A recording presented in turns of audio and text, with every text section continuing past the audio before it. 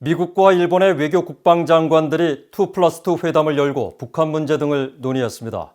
북한의 핵과 중국의 부상 등이 도전 과제로 제시된 가운데 양국은 미일 동맹은 물론 한국을 포함한 3자 협력을 통해 이 문제에 대처하기로 했습니다. 김영교 기자가 먼저 보도합니다. 미국과 일본이 16일 일본 도쿄에서 미일 안보협의위원회 이른바 2+2 회담을 개최했습니다. 미국의 토니 블링컨 국무장관과 로이드 오스틴 국방장관, 일본의 모테기 도시미츠 외무상과 기시 노부오 방위상은 북한의 핵 문제를 비롯해 일본인 납북자 문제, 중국의 부상 등 여러 현안들을 논의했습니다. 블링컨 장관은 회담 후 공동 기자회견에서 북핵 문제를 거론하며 미일 두 나라의 동맹의 중요성을 거듭 강조하고 북한이 제기하는 핵 미사일 프로그램과 인권 침해 도전에 대처하겠다는 공동 결의를 갖고 있다고 강조했습니다. We have a shared determination to deal with the challenge posed by North Korea, particularly when it comes to its nuclear missile programs, as well, of course, as its abuse of human rights. 블링컨 장관은 이어 미국과 일본이 일본인 납북자 문제에 대해서도 일본과 매우 강한 결속을 유지하고 있다고 말하고 이날 일본인 납북자 가족에게서 편지를 받은 사실을 확인했습니다. 모테기 외무상은 미일 양측이 북한의 완전한 비핵화 실현을 위해 유엔 안보리 대북 결의의 완전한 이행의 중요성을 확인하고 미일 그리고 미한일 세 나라가 계속 협력해 나갈 것도 확인했다고 전했습니다. 블링컨 장관도 한국을 포함한 미한일 삼각 공조의 중요성을 거듭 강조했습니다.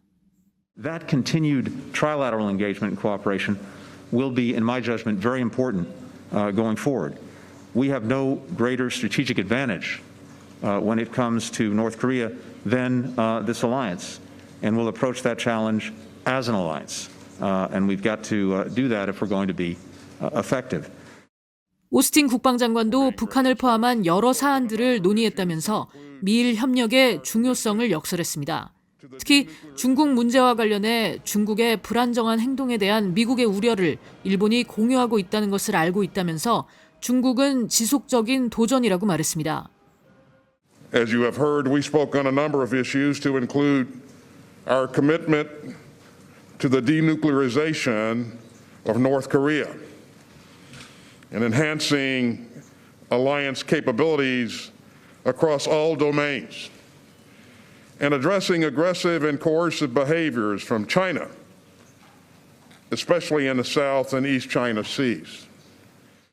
이런 가운데 블링컨 장관은 긴장 격화의 위험성을 줄이기 위해 지난달 중순부터 뉴욕 등 여러 채널을 통해 북한 측과 접촉했지만 아직 어떤 응답도 받지 못했다는 사실을 재확인했습니다.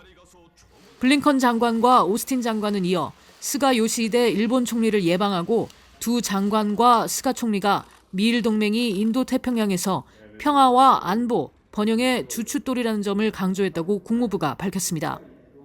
아울러 이들은 민주주의 강화와 북한의 핵 위협 해결, 신종 코로나 바이러스 회복, 국제 보건 안보 보호, 기후 변화 위기 해결을 포함한 국제적 우선 사안들에 대한 협력에 대해서도 논의했다고 덧붙였습니다. VOA 뉴스 김영교입니다.